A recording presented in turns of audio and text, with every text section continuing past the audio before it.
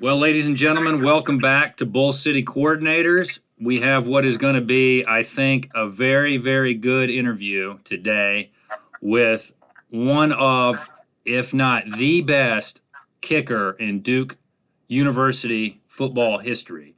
Some of you may say Sims Lindhart, and I remember him growing up when I was a kid, but I think this guy that we're going to talk to right now is pretty darn good and could hold his own with any kicker. And I think all kickers going forward at Duke, this guy is the standard by which they are measured. Could you go ahead and introduce yourself, sir?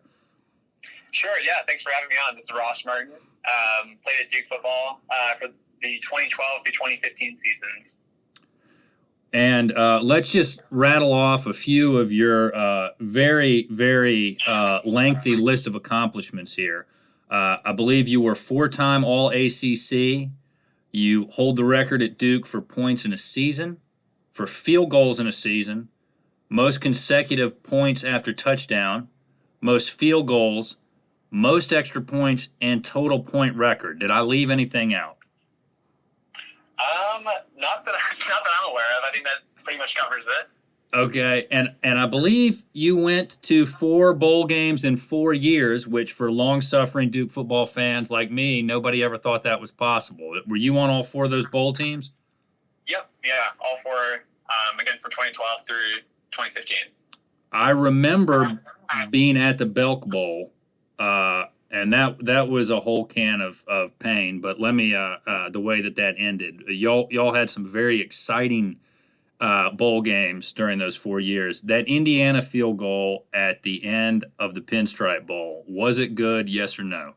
Are you talking about for Indiana or for myself? Well, for you, I know it was good, but for for Indiana, they said it wasn't good. Do you have any thoughts on that one? Yeah, it definitely was not good.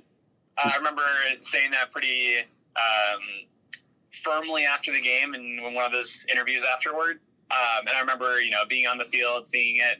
I could also, as a kicker, I can read other kickers' body languages, and watching him, take the field goal, watching him, look up, bring his eyes up to see where it went.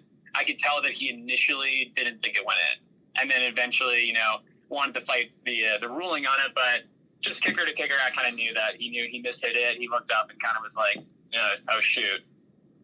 Well, okay, so tell me, because he was pretty. I recently rewatched that for an interview that I'm going to do later, and I rewatched all four of the bowl games, and there were a lot of painful memories that I'd managed to block out that I had to relive. But it was great, looking back on it. That was by far just a heck of a lot of fun and a great era of Duke football. I wish I'd appreciated it a little bit more at the time instead of being frustrated about losses. But the kicker, the Indiana kicker, he was pretty adamant, it seemed, at the end of that game at the Pinstripe Bowl that he kicked that. What about him, the way that he responded, said, no, this isn't good. I know it's not good? It was more right after he kicked it, and I'm not talking about, after we were already on the field celebrating, because I know he was lobbying for his case at that point. But it was more of initially right when he kicked it that I could tell that he knew he mishit it a little bit, kind of went off the toe, kind of one of those fast high spinners that drifts off to the right. And then when I saw him first look at the uprights, I saw him kind of, tilt his head down ever so slightly of like, darn, that didn't go in. And then ultimately, tried to lobby more on. Is that what you would do when you were at Duke? And would you look at the opposing kicker to get a read on whether it was good or not? Yeah, I mean, I'm always, just being a kicker and part of the trade, I always like watching my opponents and just kind of seeing some things that they're doing. That kicker, nothing against him. Like, he is a phenomenal kicker. He had a great career in Indiana as well. So definitely, if I could learn a thing or two from watching those guys, then I was going to try to do that as well. Well, I'd like to ask a little bit about your career at Duke, but also your career as a kicker. And to begin with that, could you tell us how you end up kicking field goals, kicking off, kicking points after touchdown? What got you into that as opposed to something else on the football field? Sure. So that kind of takes me way back to like Pee Wee football days. And I was a huge soccer player growing up. I grew up outside of Cleveland, Ohio. And, at least in Ohio, I think it's different in some other states, but in Ohio, both football and soccer for high school are in the same season. So when I was a kid just playing, Pee Wee football, it wasn't really that big of a problem. I could kind of, maneuver both types of schedules and really play football just in a core offensive defensive position. There's not much kicking or punting that goes on at a young age. So I just really enjoyed playing football, but then soccer was a year-round sport for me. And definitely, my first love in the realm of sports as a kid. And then basically when I went to high school, I went to a Catholic high school in Akron. And a big part of my decision to go to that school was that both the varsity football coach and the varsity soccer coach kind of allowed their soccer players to also play on the football team as specialists. So that was pretty attractive to me. It kind of gave me an outlet to pursue both sports in a different way. So I didn't really start even kicking until I got to high school. And there was a couple other soccer players who were doing the same thing as me. And ultimately we had some really successful specialists at Duke. Not at Duke, at my high school. You had a good punter at Duke. Right. The punter who was a year above me, I think he played in one game this year with the Packers, but he got drafted to the Chargers, had a really successful career at Texas A&M. And then the kicker and punter, who was directly behind me on the other side, he ended up kicking at Boston College and was their starting kicker and also punted in a number of games too for them. Yeah, and at Duke, of course, you had a really good punter with you as well. Of course, the best. But tell me, I'm gonna diverge a little bit from what I'd intended to ask you about. What position or positions did you play in soccer when you were on the soccer field, and do you still keep up with soccer now? I was a forward mostly when I played soccer, forward or outside mid. Definitely was someone who enjoyed scoring, and I guess that kind of trickled over into football too. But like to be, on the offensive side of things. I toy around with just soccer just kind of on my own, but don't really keep up with it in any sort of league or anything anymore. So turning back to kicking, one thing that as a fan and casual observers, we see the kicker for a limited period of time. Kickoffs, field goals, extra points. That's about it. Maybe we'll get some shots of you guys warming up on the sidelines. Walk us through what you as a kicker do during the week to get ready to kick on Saturday or kick on Sunday. Sure. So you're right. It's an often overlooked, aspect of football, and for fans and honestly for players too. It's kind of what the hell do specialists do all the time? And it's something that, over the course of my career at Duke, I kind of developed it, tweaked it a little bit since, going in as a freshman, just out of high school, you can pretty much kick whenever you want. And as your body develops and you get stronger, you really have to start approaching kicking much more akin to like a pitcher in baseball, where pitchers, they throw as hard as they can for a very defined number of reps. And then they basically have to take a day off or 2 days off or whatever it is to kind of recover from that so that they're, throwing the ball as fast as possible as they can. It's not really a stamina game as much of it is, a top output. So I kind of tweaked my training regimen and even like through the practice week and certainly even, during the game routine to make sure that when I'm actually called on to go out in the field for 5 seconds a game, basically, that I'm performing at the absolute max output that I can. So really, what does that look like? It's kind of piecing the week apart into doing different things on different days. So for instance, like on Tuesday, we would do field goals. On Wednesday, we would do kickoffs. Thursday was nothing. It was totally an off day. Friday was a very light kicking. Just kind of a couple field goals, a couple kickoffs, just to, tune some things up. Saturday, you got your game, obviously, performing with that. And then Sunday, it's pretty much an off day as well. And Monday is an off day. So you look at the actual work week, and there's not a ton of reps going on once you're in season. It's all about, what you can do on Saturdays. Okay, so you're like the pitchers in baseball who get golf days. Right. No, absolutely. Well, I'm curious, how did you learn about getting that routine, getting that schedule? Did your coaches at Duke or in your high school have a kicking team's background? Did they have experience actually doing kicking or punting, or did you rely on books or other resources? Yeah, so, going back to my high school days when I was really trying to train to become a kicker, when I didn't really have any formal training before high school, I went to a lot of different, kicking coaches, and the one that really became my mentor, I wouldn't even say he's a kicking coach, but Jeff Wilkins. He was a kicker in the NFL for, I don't even know, something like 15 years, mostly with the then St. Louis Rams. And he actually just is a family friend of ours that, got introduced to me. He only lives about an hour away from where I grew up back in Ohio. And he just kind of took me under his wing in terms of teaching me not necessarily a lot of the technical aspects of kicking. He kind of knew that I was going to get that training from, these other coaches. But he really helped me out through the mental side of the game and just kind of bringing a professional mentality to kicking. And, I would always try to pick his brain about how he developed as a kicker. He also played quarterback in college, so he was a very well-rounded athlete and ultimately, became solely a kicker in the NFL. But he was tremendous in my development on the mental aspects of the game. So when you're at Duke and it's a game, you're there on Saturday, you're at Wallace Wade or wherever, what are you doing on the sideline as a kicker to stay fresh, to stay ready when your number's called? Yeah, so I'm very much a routine kind of guy. I map out, from the minute we arrive to a stadium, from something like an hour and a half before kickoff, pretty much every minute is accounted for in my routine, from foam rolling to stretching to getting in the cold tub to, when getting dressed and getting on the field.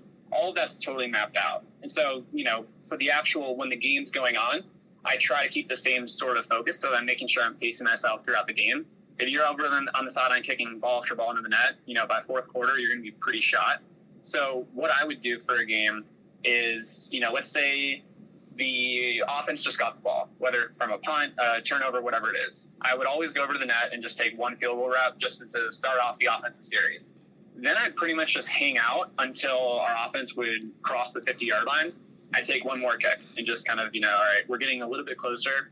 And then really from after, our offense is on the opponent's 50, side of the half, then I'd pretty much just watch the offense and see, are we on first down, second down?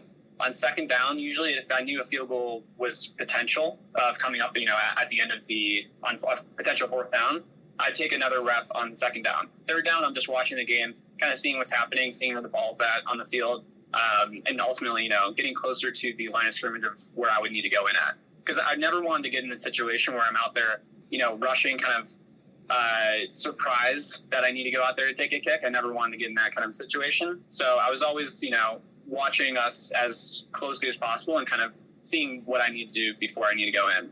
So granted, you're always going to see those, a pick six or a fumble recovery or a block punt, something that throws you off. And that's just, you just got to adapt and be a football player at that point.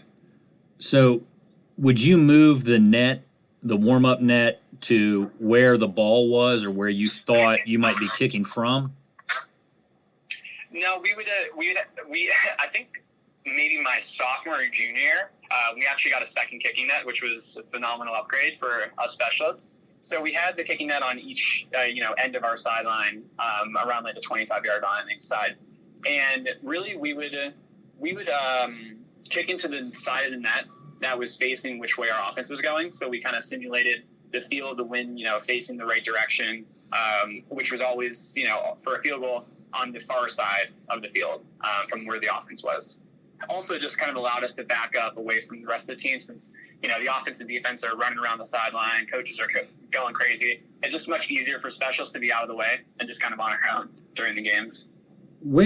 It seems to me that kicking requires a lot of mental focus, a lot of mental toughness. I mean, you miss a field goal, you miss an extra point, everybody's booing you. It's got to be deflating. You didn't miss very many in your time at Duke, but when you did, what would you do to try to shake that off, forget about it, and move on to the next play? Yeah, no, you're certainly right. That's like pretty much what separates, the good kickers from great kickers is the ones who don't miss twice or don't miss, they go out there and make the next kick, is that quick, being able to quickly forget. And I always kind of had a mentality that, I just kind of came up with one day, I guess, of if I go out there and make a kick or if I go out there and miss a kick, I'm no different in my ability as a kicker, regardless of the situation, of like the outcome. So if I make 10 straight, I'm not suddenly this great kicker. If I miss 10 straight, I'm not suddenly this terrible kicker. I'm still the same, person out there that's with the same skill set, the same ability to go out and make the next one. And that just kind of helped me distance myself from getting too high or too low, depending on what was going on. Does icing the kicker work with use of timeouts, or do you prepare for it? I mean, what's the kicker's approach to that situation? Yeah, I mean, everyone's a little different. For one, I enjoyed, if there was an icing situation. And I liken it more to, again, in golf. Golf and kicking is incredibly similar. And you think about if you're called up for a field goal, the play clock's running, sometimes, there's a little bit of indecision if we're going to kick the field goal at all. So, sometimes you might run on the field with 15 seconds left, and you're not necessarily rushed, but you don't really have room to evaluate or do anything else other than line up and go kick. So if you ice somebody, you suddenly now have more ability to evaluate, the conditions in terms of the spot where the holder would put the ball. And we would make slight adjustments an inch or two left or right or front or back based on, if there's a huge divot where we're supposed to kick. We would make those types of adjustments. Also just noticing the wind. It's different when you get in stadiums. Every spot in the field is a little bit different in terms of what the wind's doing. So it's hard necessarily sometimes to, what you feel on the sideline is oftentimes different than what you feel out on the field. So just being able to pick a spot, or a line, if you will, for your kick, definitely, if you have more time to do that, the more it helps. And again, I said that I liken it more to golf, where if you have, the premier golfers going down the stretch of a major tournament, they're not suddenly playing faster to be better. They're going to take as much time as they need to read the green, to read the wind, and before they actually go out there. Sometimes even they take a step away from it, and it's not like the pressure is less. The argument for icing kickers is that more time equals more pressure. But for those golfers, they have no problem stepping off the tee box if the wind's not right, readjust, recalculate, and then go perform. Do you or would you plan or practice for those rush situations where you've got 15 seconds to get out there and kick? Yeah, absolutely. And, the DUE coaches would definitely, they'd throw that in there sometimes for us during practice, where they'd have the whole kicking unit on the sideline, and then they just start counting down and go 10, 9. You just got to go run out there and, make the kick. Sometimes, they'd even rush it to the point where you don't have time to line up. You just got to eyeball your spot back in your approach and just go for it. Tell us about warm-ups on the road. I mean, you know what to expect at Wallace Wade, but how do you go through your warm-ups when you're on the road? As close to, like the routine that I said as possible. So like when you actually get out in the field for pregame warm-ups, I always start with the same kicks at the same hashes, start on the opponent's side of the field, get a couple on those uprights, and then move over to our side of the field. Then, our long snapper at the time, Thomas Hennessy and Will Mundy, the holder, they were working punts at the same time. So when I would work my way over to our side of the field, and those guys would come over, we do some full operation reps, and then into some kickoffs when the return guys go out there, and then just go hang out for a while. So are you looking for anything when you're on the road? Are you trying to get a sense of the feel of the turf or the feel of the grass? What are you looking for? Yeah, absolutely. So another thing that I would do, it was especially helpful at away stadiums, is when we first arrived at a stadium, before putting any of our uniform on, just in my sweats, I'd go out and walk the field and basically go through a visual reps across the entire field, where I'd start at one PAT spot, go to a couple of hashes. I just walk through, simulating a kick, not actually like swinging my leg or anything, but just getting a feel for the different spots in the stadium. You always try to pick out, when you're kicking a field goal, a spot beyond the uprights, and ultimately, if it's a piece of the stadium, if it's a fan that's actually out there, that sometimes happens. So finding out where your target line is in the different parts of the stadium is certainly helpful, and also just getting used to the wind and the wind patterns. I think occasionally you've been known to put some videos still on Twitter of you kicking some field goals. I think #NoManLeftBehind. Are you doing that just to taunt NFL teams with bad kickers? No, certainly not. When I was still like an active free agent, I was, putting out clips and stuff and making sure that, if teams wanted to see the latest on me, that, I was still performing at an NFL quality level, should the need arise. Okay. Have you ever thought about getting into coaching? Yeah. I'd be lying if I said I didn't. I think that football is an unbelievable game, and, I definitely have a good knowledge of it, at least in the special teams front. And I still, train some kickers, like in the high school level, and help those guys out if, somebody reaches out to me, just helping, the younger generation progress their kicking game.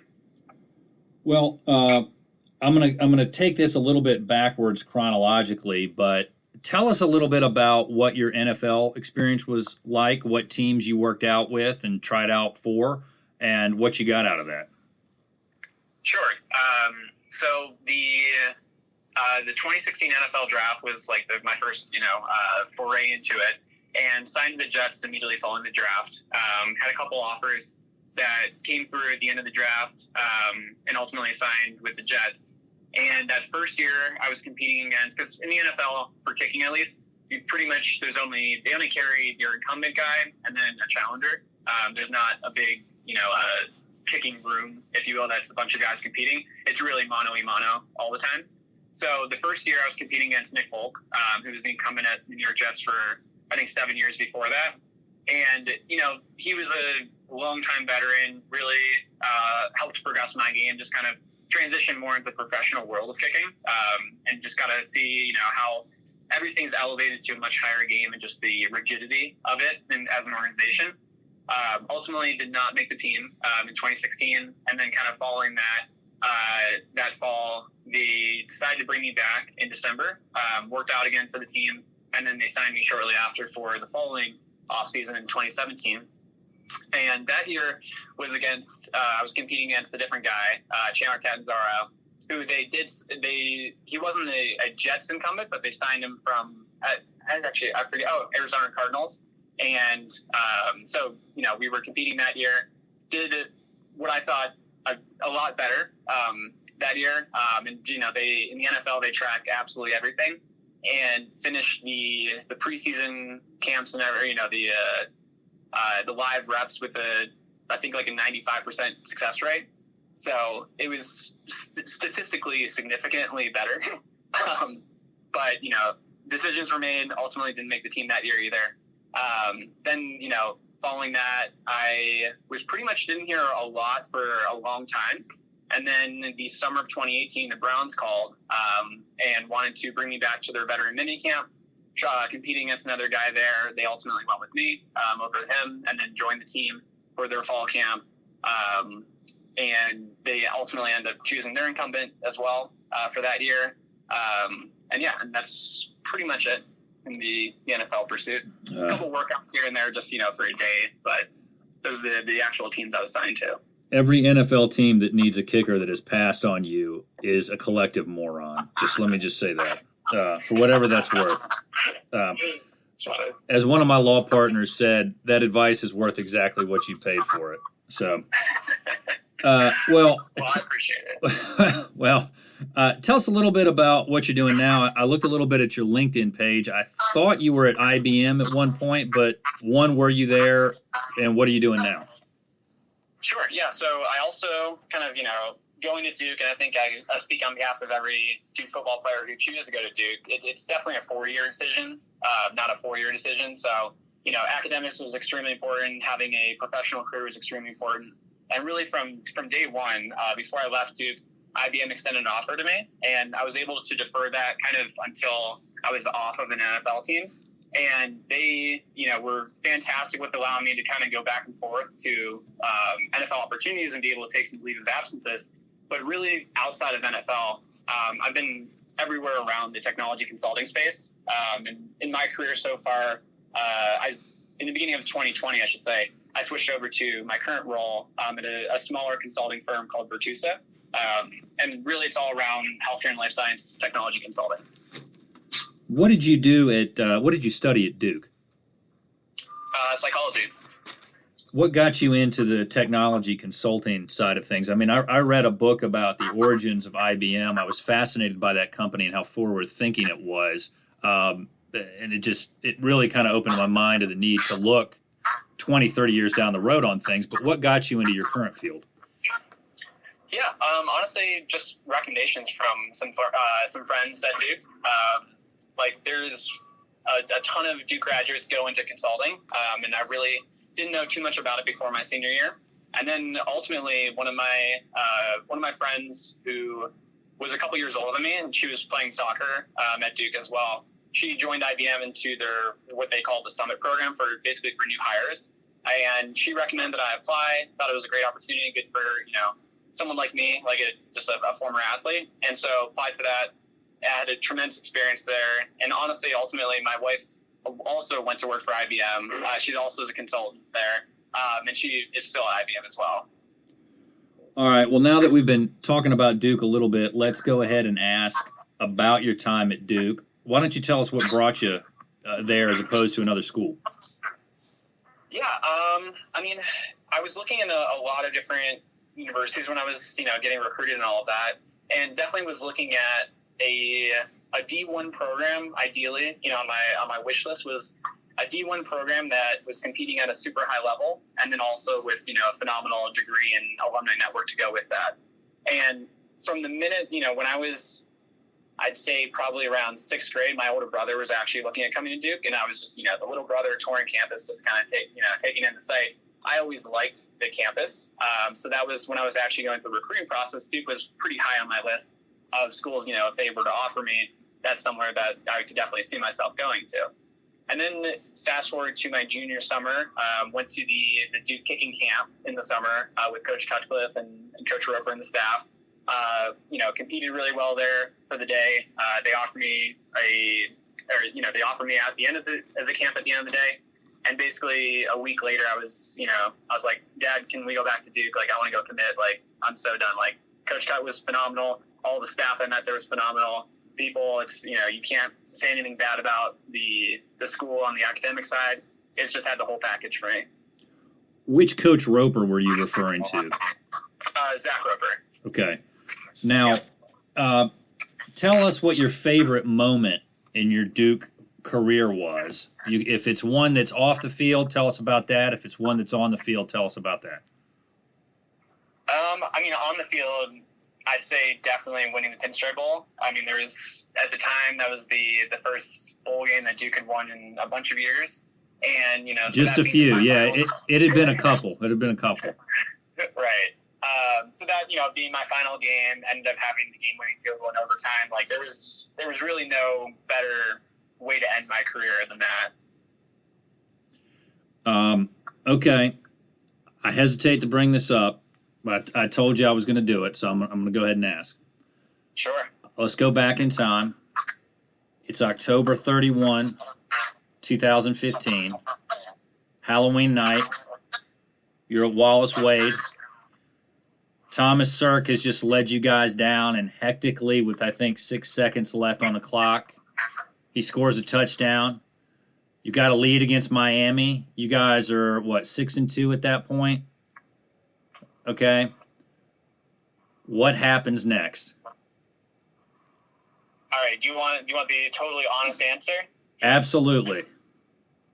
The honest answer is that on that final squib kick kickoff, I got a concussion on it, and honestly, I woke up the next day on Sunday having not remembered any of that game. Okay, I was going to ask you, I've watched the end of that play a bunch lately. You just kind of disappeared from view. Right, so the final lateral that they threw, I was, being a kicker, you're kind of playing the safety, just kind of making sure that, last line of defense. And when they threw that final lateral, it was all the way to the far side of the field, which was where I was. And the guy had it. He had 3 lead blockers, and it was just me out there. Kind of stuck my nose in there. Obviously, did not work out. But yeah, I couldn't tell you what happened after that. Okay, so do you have any memory of what happened in the locker room or how the review process went? Any of that? No.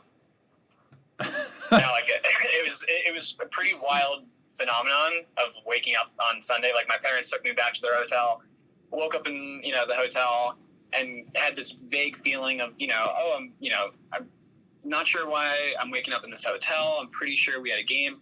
I reached over and pulled out our team issued iPad and saw that there was our game footage from the Duke Miami game, and I was like, this is also pretty odd. I don't feel great, but this is weird that I don't remember this.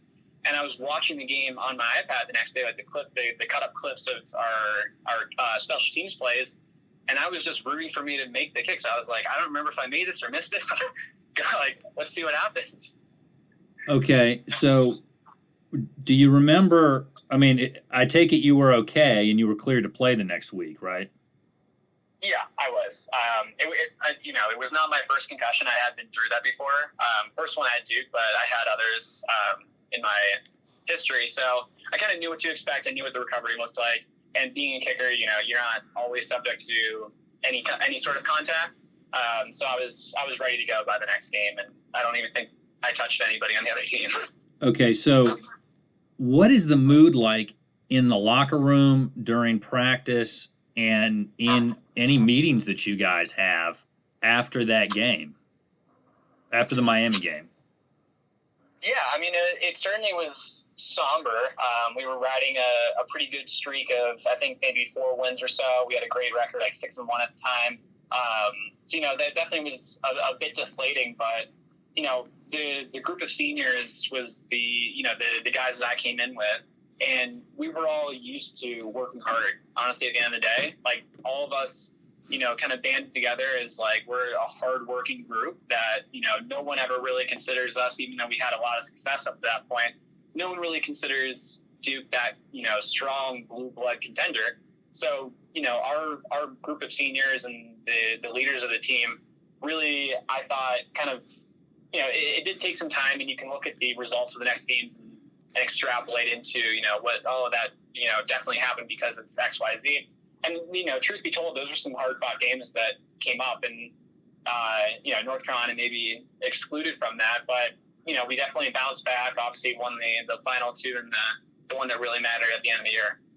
Well, I got the sense from watching the games after that the team was in a bad place emotionally for a while, and it was hard to get out of that.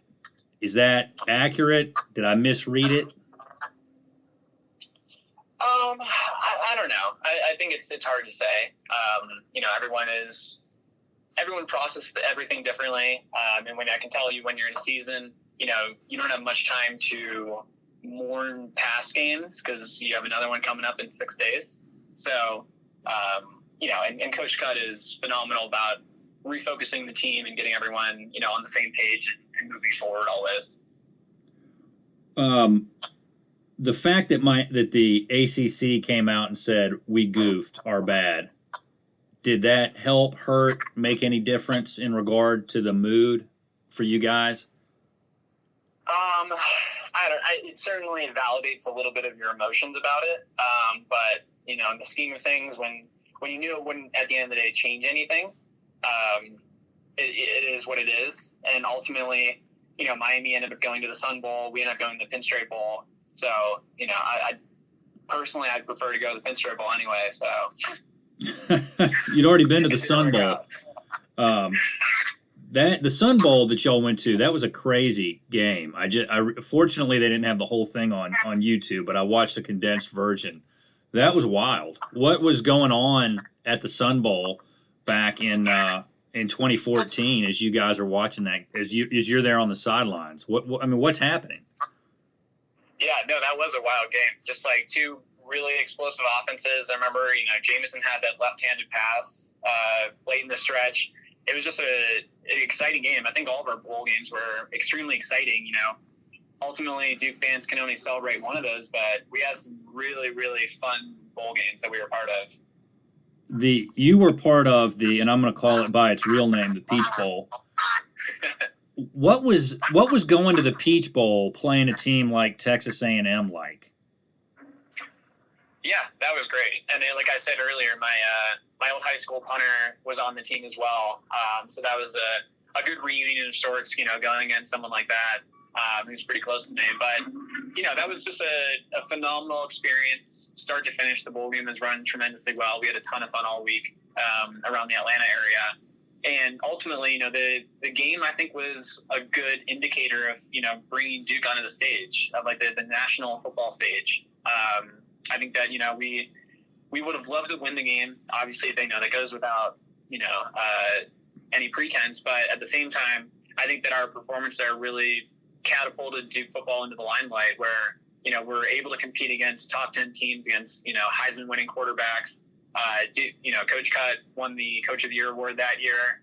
Just overall, it was a great season. Did any of the punters actually get on the field to punt that game? I don't remember any punts in the Peach Bowl. So, like I said, my high school punter, Drew Kaiser, we did block one of his punts in that game, which was pretty awesome to see. Okay, so but did Duke punt at all? I mean, I think it was pretty much just offense. Yeah, it very well might have. I don't remember either. Okay. Well, so you've been removed from the program for about 5 years, as far as, you finished your time there. If someone were to come up to you and say, hey, I'm thinking about going to Duke, I've got offers from other schools, what would you tell them about why to consider Duke?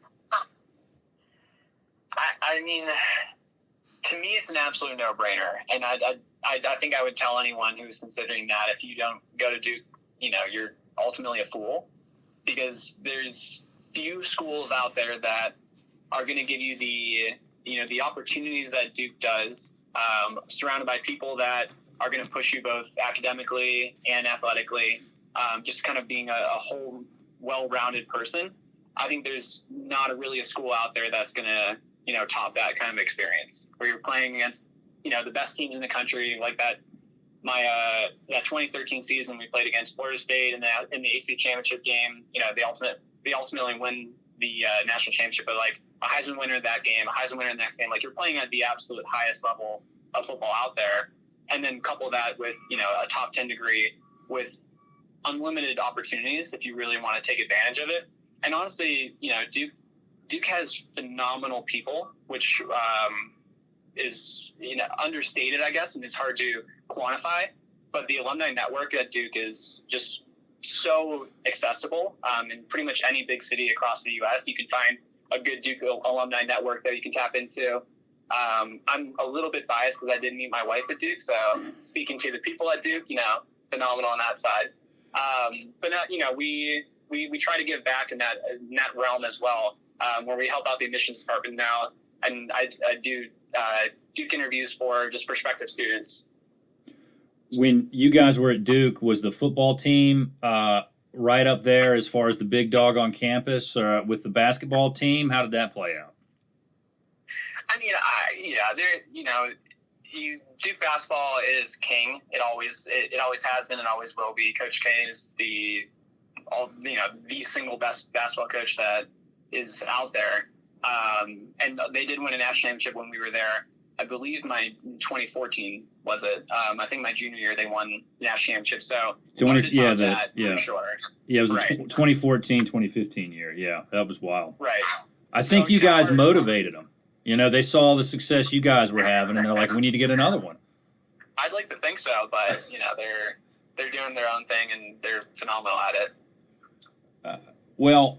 Ross, I just want to say that I appreciate you coming on and doing this interview. I appreciate everything you did at Duke. I never had to worry when you were there kicking field goals, and certainly when Will Monday was punting, we knew that the field was going to get flipped. You guys were a very special group and made one great kicking teams unit. I'm going to sign us off. If you'll just hold on for 1 second while I shut this off, I'd appreciate it. Give me 1 second here. Okay, Ross? Sure. Well, ladies and gentlemen, thanks for coming back to Bull City Coordinators. We appreciate your time and your continued listening. Not trying to give too much away, but we do have some other interviews that we have lined up and are working on lining up now. So we hope that you'll come back, follow us on Twitter, and we look forward to more interviews in the future and more Duke football success in the future. Go Duke.